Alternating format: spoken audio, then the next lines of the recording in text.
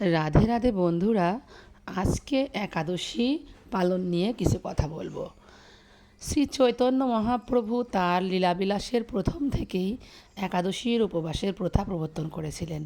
শ্রীল জীব গোস্বামী তার ভক্তি সন্দর্ভ গ্রন্থে স্কন্দ পুরাণের একটি উদ্ধৃতি দিয়ে বলেছেন, যে মানুষ একাদশীর দিন শস্যদানা গ্রহণ করে সে তার পিতা মাতা ভাই এবং গুরু হত্যাকারী, এবং সে যদি বৈকুণ্ঠ লোকেও উন্নতি হয় তবুও তার অধঃপতন হয়।